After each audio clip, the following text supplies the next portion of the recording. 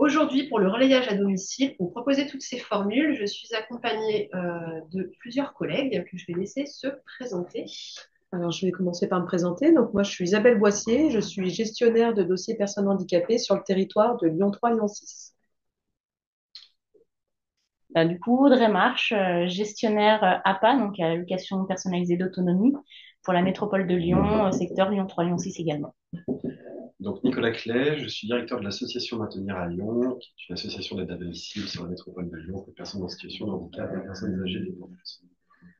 Et Edith Dreyer-Duffer, au poste d'assistante sociale coordinatrice de parcours à l'Alged.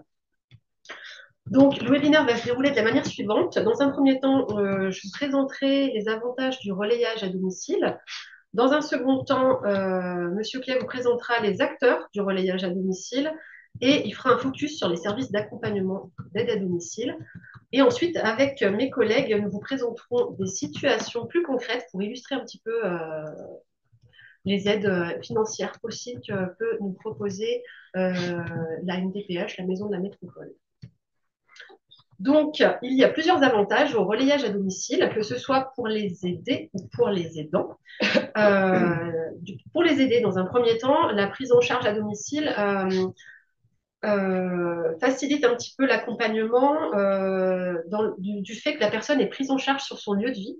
Donc, elle connaît déjà son lieu, elle n'est pas sortie sur un autre habitat. Donc, l'accompagnement peut se faire de manière plus sereine pour l'aider. Il est également possible pour l'aider d'être accompagné sur l'extérieur pour des rendez-vous de type médicaux, kinés, également pourquoi pas de la prise en charge sport à domicile, etc. Et d'accéder à des activités pour développer un petit peu le lien social.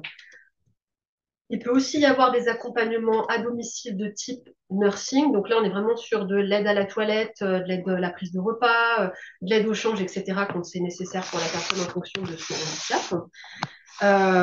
Mais également, on peut bénéficier d'accompagnement éducatif pour tout ce qui va être prise en charge, accompagnement d'aide au transport. Par exemple, expliquer à une personne comment on prend les transports, l'accompagner sur des premiers trajets afin que la personne puisse être autonome par la suite dans la prise en charge des transports. C'est identique au niveau de l'apprentissage pour les courses, l'apprentissage pour la préparation des repas, etc. C'est-à-dire qu'aujourd'hui, on ne se cantonne plus qu'à de l'entretien, du logement et du linge. On peut avoir vraiment d'autres options et tout un panel d'accompagnement possible par le biais des services d'aide à domicile. Pour les aidants, ce que ça apporte, c'est des temps de répit pour que la personne, l'aidant puisse se prendre en charge, se prendre en charge au niveau de sa santé, puisse éventuellement avoir des temps libres où il puisse profiter, prendre soin de lui. L'intérêt, c'est de prévenir l'épuisement également et de retrouver une relation plus sereine avec son aidé, puisque du fait qu'il aura eu un petit peu une bulle un petit peu pour se régénérer, il va pouvoir ensuite avoir plus de disponibilité et être plus serein dans l'accompagnement de son aidé et profiter un petit peu plus sur des temps de plaisir. Pour illustrer tout ça, je vais donc passer la parole à mon collègue pour pour présenter en fait les acteurs du relayage à domicile. Alors, j'ai pas la prétention de présenter tous les acteurs, mais de donner effectivement un certain nombre d'exemples pour donner à voir entre guillemets le panel de solutions qui peuvent être envisagées. Après, vous aurez en fin de présentation de toute façon des liens vers des structures comme la Métropole aidante qui peuvent vous aiguiller et vous orienter sur les bons dispositifs. Donc, pour donner quelques exemples, je vais pouvoir citer la garde itinérante de nuit, par exemple, qui est donc gérée par l'APF et qui a pour objet donc de proposer des prestations de soins de nuit afin de permettre effectivement un maintien à domicile de la personne. Nous allons pouvoir retrouver les fenotes, qui est un dispositif également de l'APF et qui aide à mettre en place donc, notamment des moments de répit. Alors ça peut être de quelques heures, ça peut être un week-end, ça peut être permanent, ça peut être ponctuel. Donc le principe étant qu'une personne qui est compétente se déplace au sein des familles pour remplacer les dents pendant ce temps. Allez, attends, on va se laver les mains, Marie. Nous allons retrouver également l'équipe mobile de répit de la métropole de Lyon qui propose également des solutions adaptées pour accompagner notamment sur le plan psychologique, social ou simplement humain. Et nous allons aussi avoir en équipe mobile, je vous donne la parole. Nous avons également au niveau de l'AGED une équipe mobile d'aide aux aidants qui accompagne donc des aidants de personnes en situation de handicap de type déficience intellectuelle et ou handicap psychique stabilisé. L'objectif principal étant d'éviter les ruptures de parcours. Et puis enfin, on va pouvoir aussi retrouver des espaces de rencontre, comme notamment l'espace de rencontre famille de l'association Une souris verte, qui organise donc toute l'année des temps de rencontre entre familles d'enfants en situation de handicap ou atteints de maladies chroniques invalidantes. Nous avons retrouvé également à l'ADAPI le dispositif entre parenthèses, où nous travaillons également sur les rencontres de parents qui ont lieu un mardi par mois, donc à la métropole aidante. Et je ne les citerai pas, mais il y a encore beaucoup d'autres dispositifs qui permettent effectivement cette prise en compte. Alors, soit d'aider à la mise en place de solutions de répit, soit de créer des moments d'échange pour pouvoir tout simplement obtenir un soutien. Voilà pour on va dire un petit peu ce premier catalogue. L'objectif ensuite, c'est de vous faire un petit focus sur la partie aide à domicile. Alors ma collègue en a déjà pas mal parlé, tout simplement en disant que déjà l'aide qui peut être apportée par les services d'aide à domicile est bien plus large que celle qu'on peut donner effectivement à voir à certains moments. On est aussi sur un accompagnement vraiment à l'autonomie sur tous les espaces de vie, quels qu'ils soient. C'est-à-dire effectivement le domicile à la maison, tout ça c'est classique, mais également sur même des lieux de loisirs, des lieux de vacances. Bref, l'idée est d'accompagner la personne là où elle vit et d'être aussi sur des notions de faire avec plutôt que faire forcément à la place pour tout simplement stimuler l'autonomie. Alors, comme beaucoup de choses ont déjà été dites, puis on vous présentera les situations concrètes après. L'idée, c'est de vous donner quand même quelques pistes, et je répondrai éventuellement aux questions après. C'est tout simplement, déjà sur Lyon, vous avez beaucoup d'acteurs et beaucoup de structures d'aide à domicile, donc c'est pas une problématique de choix sur la métropole de Lyon. Il se trouve qu'un grand nombre en plus parmi ces acteurs interviennent auprès de personnes en situation de handicap et d'enfants en situation de handicap. Il faut peut-être juste noter la particularité qu'un certain nombre de services qui croît chaque année est en contrat avec la métropole de Lyon et ça permet tout simplement d'avoir une diminution, voire dans la plupart du cas une annulation des restes à charge, notamment dans le cadre des plans d'aide de la PCH adultes et enfants, et on en reparlera tout à l'heure. Donc ça a quand même une importance assez fondamentale. Tout ça, vous pourrez le retrouver notamment sur le site de la métropole de Lyon. Il y a un catalogue des services d'aide avec les spécificités et tout ça, vous est bien en lien à la fin de la présentation. Il faut évoquer également alors, le mode de fonctionnement classique pour la partie aide à domicile. Il est tout simplement, en général, on commence suite au premier contact à établir un devis, mais surtout une visite à domicile pour évaluer les besoins, voir quels sont les besoins de la personne, quels sont les besoins de la famille, et pouvoir tout simplement proposer un plan d'aide et un plan d'accompagnement qui correspond.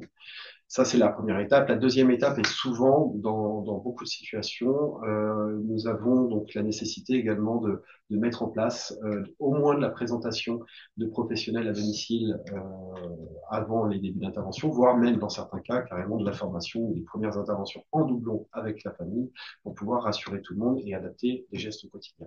Voilà. Donc il faut quand même l'avoir en tête et que c'est une possibilité qui est plus qu'importante. Ces interventions peuvent également avoir lieu 7 jours sur 7, même de nuit dans certains services. Donc les possibilités sont plutôt élargies aujourd'hui en termes de répit. Et enfin, sans rentrer trop dans la technique, vous pouvez avoir deux modes classiques d'intervention. On en parlera tout à l'heure, mais les modes d'intervention prestataires et les modes d'intervention mandataires. Juste pour pas trop complexifier, les interventions en mode prestataire, c'est tout simplement la structure qui vous envoie les auxiliaires de vie, qui est employeur des salariés. Hein, vous n'êtes pas du tout employeur, vous avez un contrat avec la structure. Et si par contre vous êtes sous des modes d'intervention mandataires, là c'est les personnes aidées elles-mêmes ou plutôt les aidants qui sont effectivement employeurs des personnes. Et dans ce cas-là, la structure n'est là que pour vous faciliter les démarches administratives. Tout ça pour simplifier vraiment en grande ligne.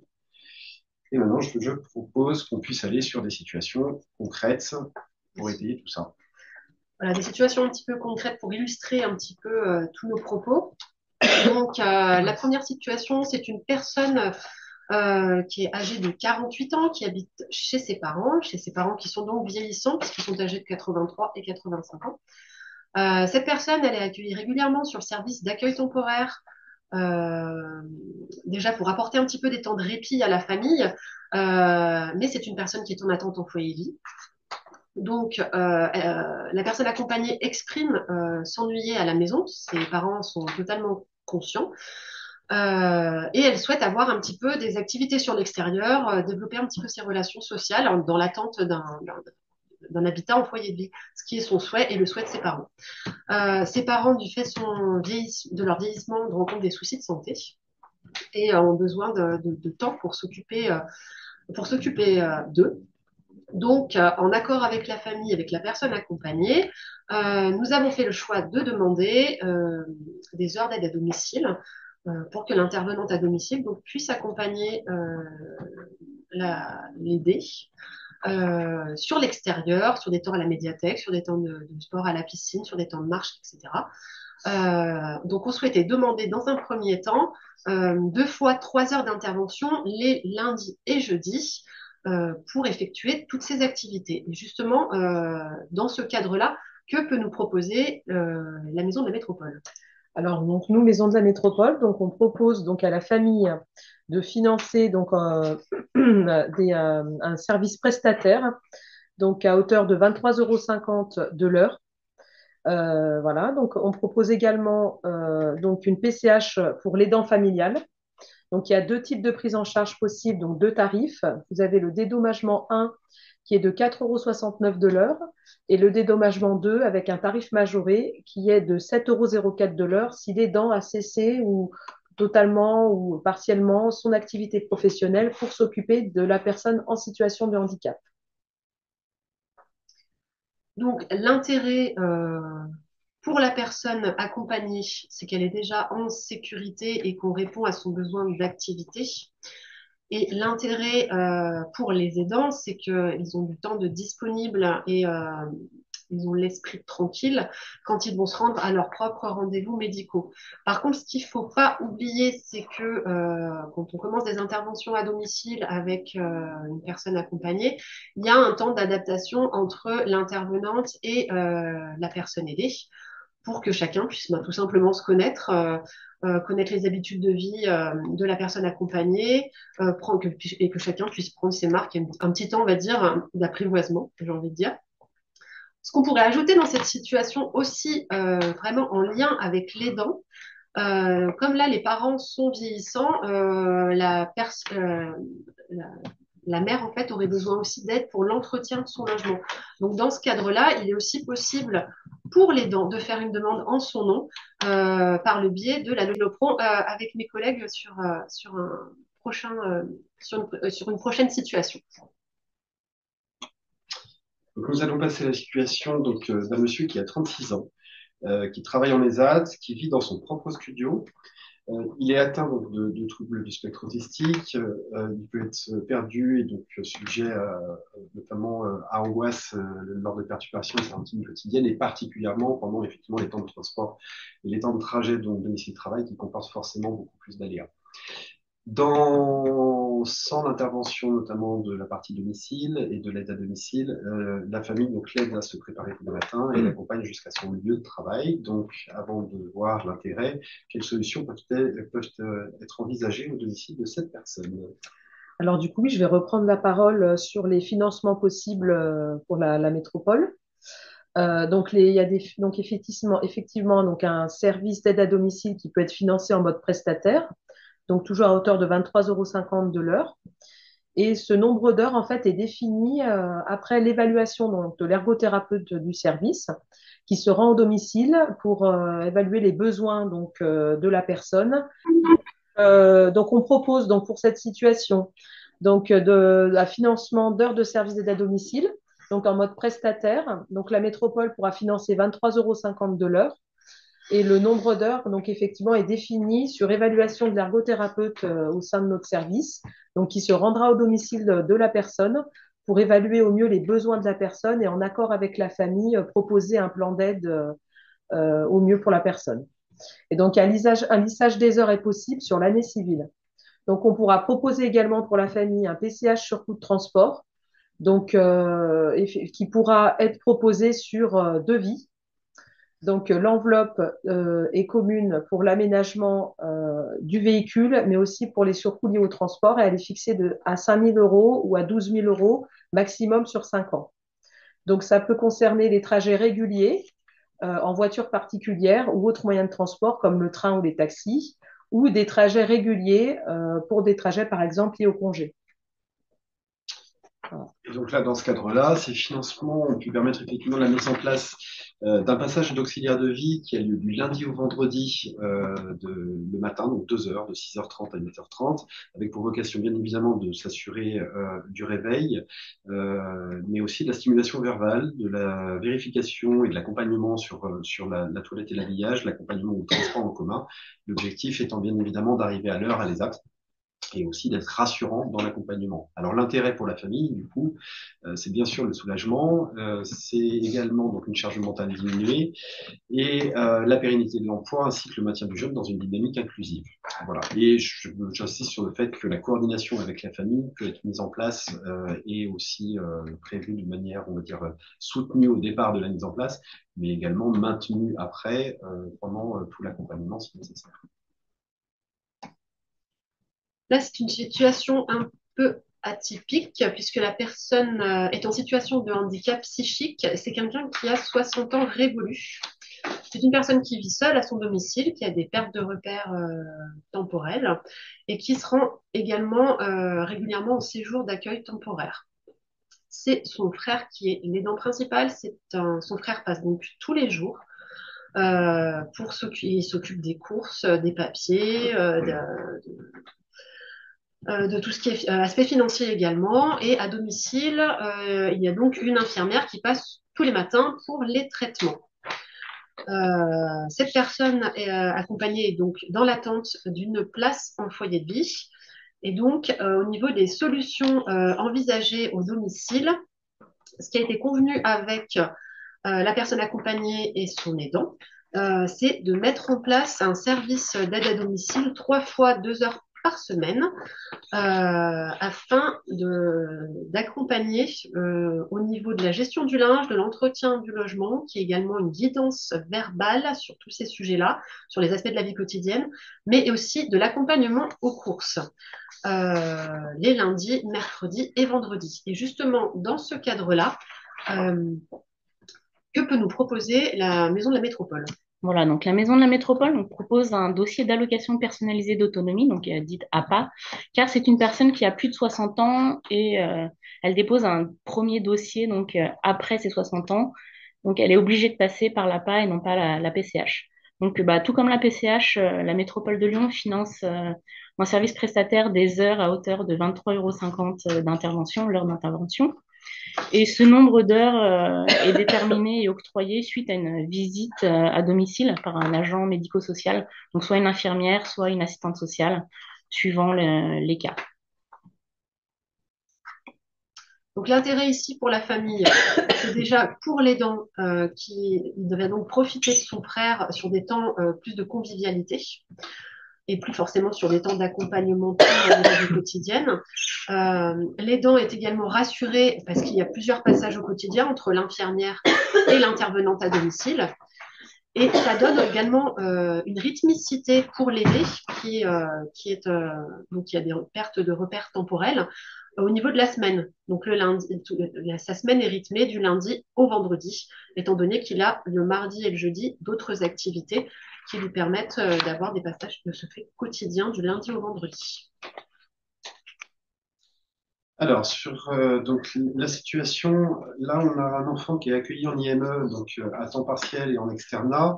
Alors, il faut savoir que pour la situation exacte de cet enfant, c'était un enfant qui était déjà accompagné à domicile dans le cadre de la PCH enfant et qui, du coup, parce qu'il y avait une place tout simplement en attente sur l'IME et l'accompagnement a été révisé en urgence au moment notamment de la place qui s'est débloquée. Et du coup, la mission a été changée pour pouvoir tout simplement, un peu comme dans la situation précédente, faire un accompagnement le matin auprès de cet enfant, mais également l'accompagner dans le cadre de l'IME et prendre le relais également le soir.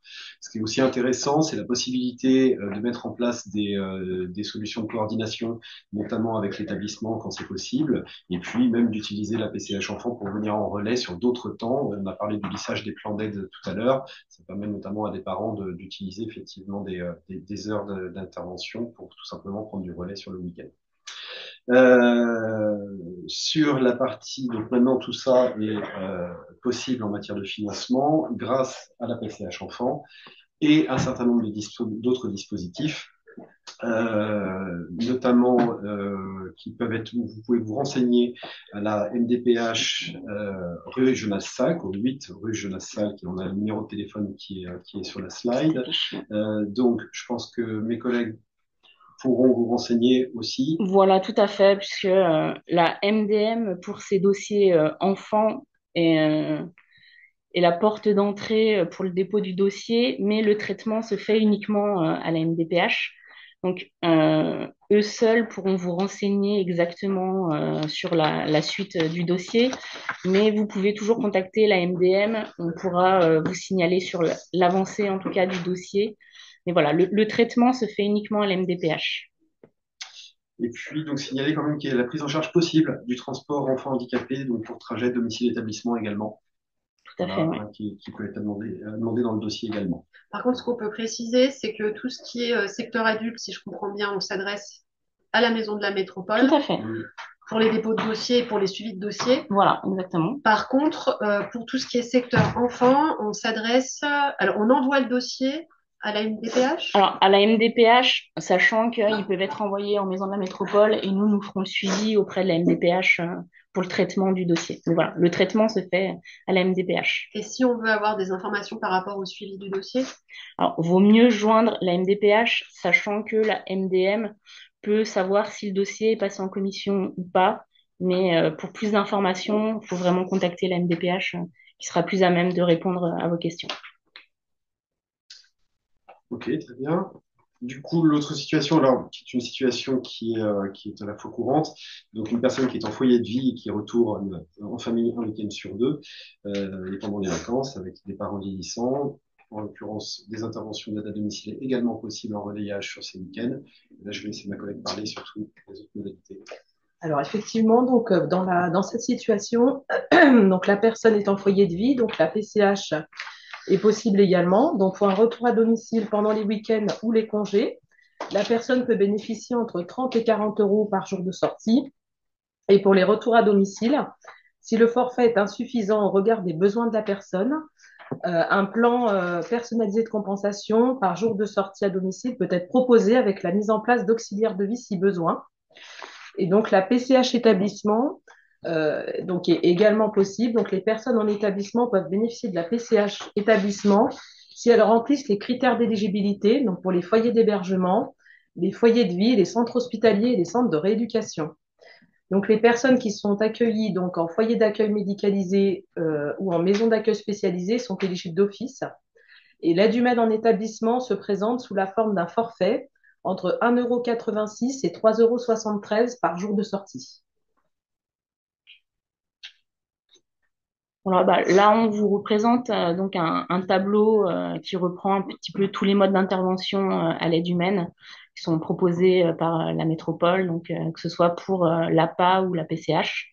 Donc, reprendre les modes de prestataire, mandataire, l'emploi direct ou bien l'aidant familial. Sachant du coup que pour tous ces dispositifs, donc à savoir les demandes d'aide financière et les demandes auprès des services d'aide à domicile, il y a toujours dans la possibilité, bien sûr, dans la mesure du possible, une nécessité d'anticiper, si c'est possible, la mise en place de tous ces dispositifs, parce qu'il y a des délais de traitement du dossier ou même au niveau des services d'aide à domicile pour trouver le personnel qui est compétent pour intervenir en fonction des situations, puisque chaque situation a ses spécificités. Donc là, nous terminons la présentation du webinaire. Donc, il y a des questions déjà qui nous arrivent, auxquelles nous allons essayer de répondre. Après, si vous avez aussi des questions un peu plus pointues, vous pouvez aussi vous tourner sur le site vers le Grand Lyon. la métropole aidante, la communauté 360, sachant que des liens seront mis sous le replay YouTube de ce webinaire euh, pour que vous puissiez avoir accès à toutes ces informations. Vous aurez certainement également le lien des autres webinaires aussi qui ont déjà eu lieu dans le cadre de cet appel à projet. Et donc, on va essayer de répondre aux questions. Voilà. Alors, du coup, moi, j'ai des questions effectivement qui concernent spécifiquement les services d'aide à domicile, donc je vais les reprendre. Une personne qui évoque effectivement une solution viable, mais on est dans un secteur qui souligne une difficulté de recrutement et que la problématique des absences et notamment des interventions auprès de personnes en situation de handicap annulées au profit des personnes âgées. Alors, je peux pas parler au nom de toutes les structures d'aide à domicile de Lyon, ce n'est pas possible. Ce que je peux dire, c'est juste qu'effectivement, les difficultés de recrutement dans le secteur de l'aide à domicile et pas que sont une réalité, à un moment donné, on ne peut pas le cacher. Donc, je dirais que, alors, annuler par contre auprès de personnes handicapées au profit de d'autres personnes, pour ma part, c'est pas, enfin, je m'étendrai pas sur cette question. Je pense que chaque service fonctionne peut-être différemment sur cette question. Ce que je peux peut-être amener comme conseil, c'est bien que à la mise en place du service, bien effectivement fixer les conditions et surtout avoir conscience quand même des réalités. Le turnover et les difficultés de recrutement sont une réalité. Donc pour éviter tout simplement et avoir le plus de stabilité possible, déjà j'ai pris des exemples tout à l'heure où on avait 2 heures par jour du lundi au vendredi, on évite de prendre si possible une seule intervenante, même si on sait que c'est confortable à domicile, pour faire l'ensemble des prestations. Parce que si celle-ci est absente, on recommence à zéro avec une autre. Donc l'idée est plutôt selon le volume, quand on est sur 2 fois 2 heures d'intervention par semaine, une seule personne peut largement suffire. Lorsqu'on augmente le nombre d'interventions, il est quand même mieux d'avoir une équipe qui permet tout simplement aussi de pouvoir prendre le relais quand il y a une absence, même si elle est momentanée.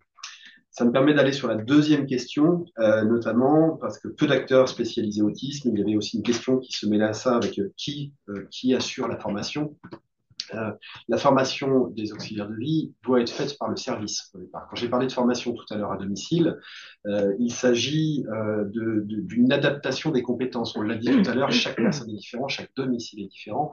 Et du coup, l'accompagnement, même si les gestes de base, même si les savoirs de base sont acquis, vont devoir être déclinés de manière spécifique à une personne et à une famille et à un domicile et à un quotidien. Donc c'est de cette partie-là dont je parlais. Alors pour la partie spécialisée autisme, c'est une réalité, c'est-à-dire qu'aujourd'hui, peu de services sont spécialisés. Là, je vais parler, en prenant l'exemple de nous, ce que nous avons en interne, c'est que, et c'est pour ça que j'encourage les personnes à prendre contact le plus tôt possible en amont, même si je sais que c'est pas toujours simple d'anticiper les situations, cela permet à un moment donné de pouvoir, même si nous, par exemple, on a des auxiliaires de vie qui ont été formés sur l'autisme, sur l'accompagnement de personnes autistes, il n'empêche que nous n'en avons peut-être pas assez en fonction. Et donc, du coup, cela va nous permettre de pouvoir travailler sur des solutions de formation des professionnels qui seront mis à disposition. Donc, plus on travaille en amont, plus on va pouvoir adapter également les compétences aux besoins des personnes et puis aux spécificités des accompagnements. Voilà. Alors, j'ai des remarques et paradoxalement, ça me fait plaisir que ce soit dit, sur des personnels effectivement qui sont mal payés, parfois maltraités avec des emplois du temps difficiles. C'est effectivement quelque chose, moi, que je regrette énormément. Sur la partie quand même mal payée, il y a des situations qui sont quand même très, très différentes d'une structure à l'autre voilà, sur les situations. Nous, typiquement, dans un certain nombre de structures ont quand même augmenté depuis ces dernières années, notamment depuis la crise du Covid, ont augmenté très largement, puisque ça a même été des augmentations qui allaient jusqu'à 20% de rémunération et qui travaillent sans cesse sur effectivement l'amélioration des plannings qui sont effectivement une complexité dans le secteur. J'ai eu aussi une remarque sur le peu formé. Encore une fois, ça va dépendre des structures. Nous, en interne, on a plus de 60%, enfin 65% de notre personnel qui est diplômé. Et j'en connais beaucoup de structures qui ont des taux de qualification importants. Donc, encore une fois, je pense que tout ça fait vraiment partie intégrante et vraiment très importante lors de la première visite à domicile, du premier contact avec la structure, d'aborder toutes ces situations et vraiment de travailler un cahier des charges de collaboration entre la famille et le service pour savoir voilà, qu'est-ce qu'on fait en cas d'absence, quel est le type de personnel que vous allez me mettre, comment on va assurer effectivement l'adaptation à l'intervention, et tout ça doit être abordé dès la première visite à domicile, ou en tout cas pendant le suivi des premiers jours après. je pense avoir répondu aux questions alors peut-être qu'il y en a d'autres, mais peut-être qu'on peut laisser la place sur d'autres. Pour la question 4, je pense que qui se Moi, charge ça a été Alors, qui répondu. cherche de la formation, Ouais. voilà, encore une fois, hein, la formation, c'est le service qui doit la prendre en charge. Je parle que de l'adaptation, effectivement, au domicile de ces compétences. Hein. C'est-à-dire que pour répondre sur la partie autisme, typiquement, les équipes que nous avons formées, nous les avons formées avec le plan de formation de la structure. Et après, ce sont des interventions qui sont mises en doublon avec la famille si nécessaire au domicile. Donc là, j'avais une question sur le financement sur 5 ans, veut dire sur une période de 5 ans renouvelable ou une seule fois dans une vie pendant 5 ans. Le financement, en fait, c'est 5 ans, mais vous pouvez tout à fait, c'est pas sur une vie pour la personne handicapée, elle peut refaire une demande par la suite. Donc, c'est pas sur 5 ans toute une vie. Donc, c'est tous les 5 ans. Voilà, tous les 5 ans, c'est ça. D'accord. Alors, j'avais une autre question concernant aussi les enfants. Pour les enfants en IME et pour la PCH à domicile, l'aide à domicile via la PCH, pouvons-nous en savoir plus en complément d'une AEH? Cela est-il possible? Qui peut proposer ces prestations? Alors, sur le secteur enfant, effectivement, il y a la PCH qui est possible. Après, c'est vrai que moi, je ne suis pas une experte sur le domaine enfant, hein, étant donné que je gère uniquement les dossiers adultes. C'est pour ça que je vous renverrai plus vers mes collègues du secteur enfant pour savoir ce qui est possible ou pas en termes de complément d'AEH, de PCH. Après, c'est vrai que la PCH enfant, c'est au même titre que les adultes. Vous avez les mêmes modes d'intervention et l'évaluation, voilà, c'est l'ergothérapeute qui évalue la situation au même titre que les adultes. Mais après, pour rentrer dans les détails, il faudrait plus voir avec mes collègues du secteur enfant qui seront plus à même de vous répondre. Qu'à la MDPH. Voilà. Il y avait une autre question sur le TEH. Comment demander la prise en charge des transports enfants handicapés, donc TEH. Donc les TEH, ils peuvent se demander donc via un formulaire avec un certificat médical auprès des maisons de la métropole, hein, donc auprès de nos services.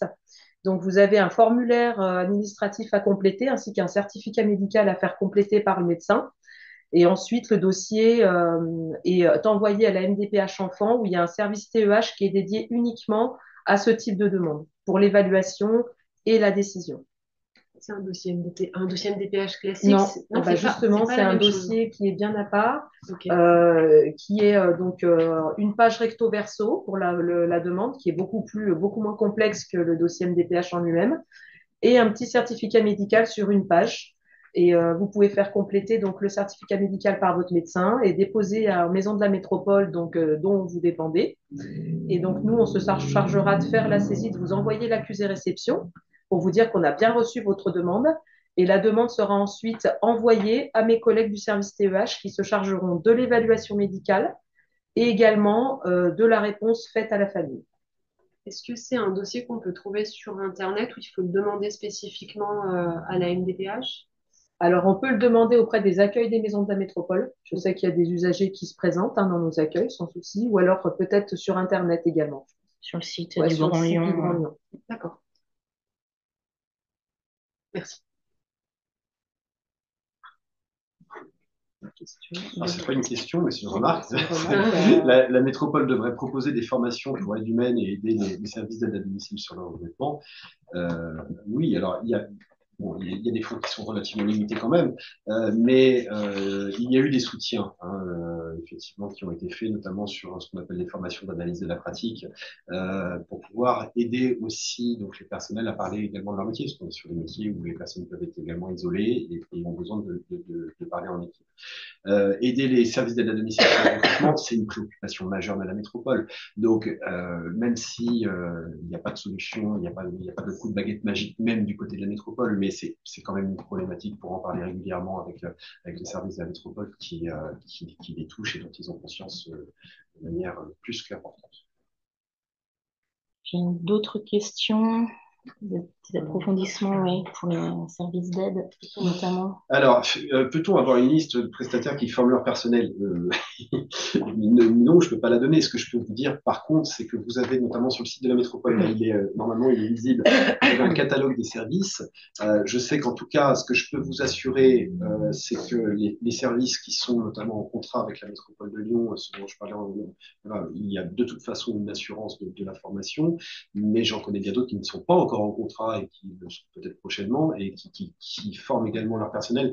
Donc non, c'est difficile de vous donner effectivement une piste sur ce point-là. Je pense que toute structure a un site internet aujourd'hui, donc c'est important d'aller pouvoir voir un petit peu sur les sites internet. Et puis encore une fois, c'est aussi ce que vous demandez lors de la première demande et de la première visite, hein. C'est des questions qui sont tout à fait légitimes et qui nous sont souvent posées. Voilà. Pouvez-vous présenter les feux-notes en quelques mots? Alors, j'en ai dit quelques mots tout à l'heure. Très sincèrement, je préfère vous retourner directement sur l'APF et sur la métropole aidante, qui a une fiche descriptive également sur les dispositifs que j'ai pu évoquer tout à l'heure. Donc, en allant sur ce site internet, vous aurez déjà un peu plus d'informations. Maintenant, l'APF, en contactant l'APF, c'est aussi une structure qui pourra vous en dire largement plus sur le dispositif.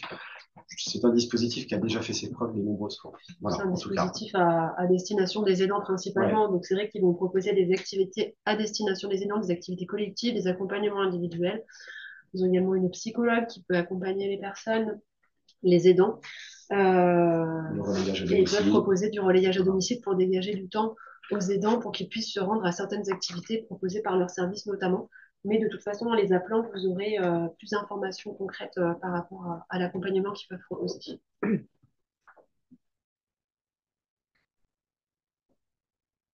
Il y a d'autres questions. On a d'autres questions. Oui, il y a d'autres questions qui arrivent. De préparation. Alors, la métropole envisage-t-elle d'ouvrir un lieu de répit comme la maison du répit Tassin, mais pour les TSA, etc. Solution de répit insuffisante.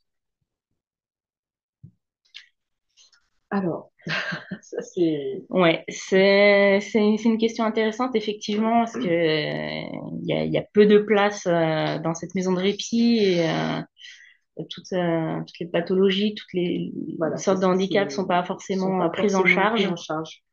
Pour l'instant, on ne saurait vous répondre là-dessus. Je pense qu'effectivement, c'est en étude, mais on ne pourrait pas vous apporter de réponse précise là-dessus. On espère en tout cas.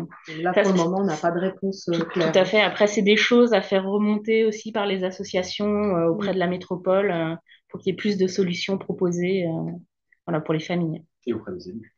Ouais. Et auprès des élus, effectivement. En sachant que le président de la métropole est élu également. Donc, voilà.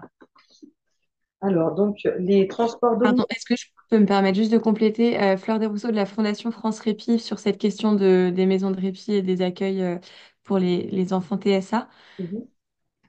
C'était voilà effectivement donc la maison de répit de Tassin peut pas accueillir les enfants, enfin les personnes avec des troubles du comportement trop importants.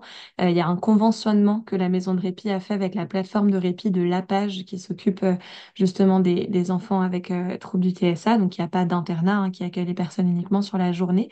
Et ce conventionnement permet aux aidants de venir en séjour dans la maison de répit et de venir participer à tout le club bien-être, le club des aidants, je ne sais plus exactement quel est son nom, mais en tout cas, toutes les activités bien-être sont ouvertes aux aidants de personnes avec des troubles de TSA. Donc, c'est une partie de réponse, hein, mais c'est sûr que... alors, je vois des commentaires, je ne sais pas si c'est par rapport à d'autres questions ou si c'est... je n'ai plus le droit au club répit. Ah, bon, alors, il faudra voir avec votre situation peut-être particulière, mais en tout cas, il y a un conventionnement entre la plateforme de répit de la page pour que les aidants des enfants accueillis dans leur accueil de jour puissent venir à la maison de répit et au club répit.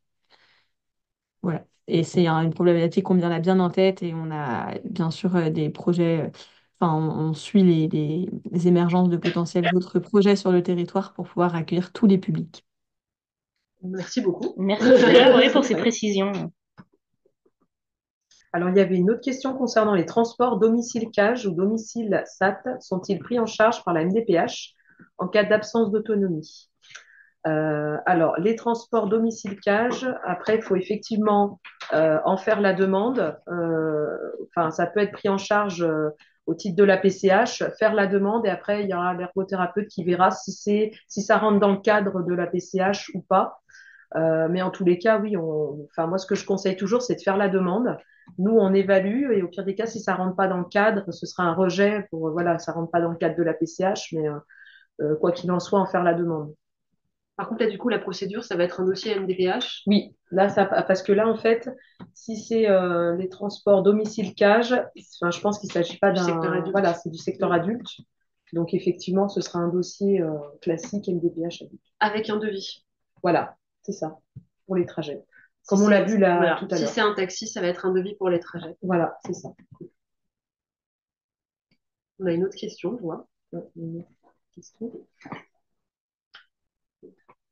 Alors, quelle prise en charge financière pour le transport des mineurs pour leur rééducation thérapeutique non remboursée par la sécurité sociale? Alors, après, pour les transports des mineurs, j'étais en train de réfléchir. Ça peut pas être le TEH parce que le TEH, effectivement, c'est pas pour aller effectivement pour les soins. Donc, est-ce que ça rentrerait pas plus dans le cadre d'une PCH, charge exceptionnelle? Mais ça, ce serait plus avec mes collègues du secteur enfant, mais je dirais plutôt que ça se relèverait plus de la PCH. Après, plus à creuser effectivement du côté de mes collègues du secteur enfant.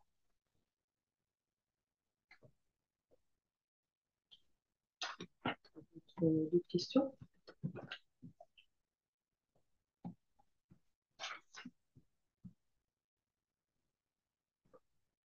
Ok. Eh bien, dans ce cas-là, s'il n'y a plus de questions, on va donc clore ce webinaire. Nous vous remercions pour votre écoute et nous vous mettons tous les liens qui correspondent aux prestations qui ont été proposées ou évoquées sous la vidéo qui sera diffusée en replay par la suite. Merci à tous et très bonne journée à vous. Bonne journée. Bonne journée. Au revoir. Merci. Au revoir. Au revoir.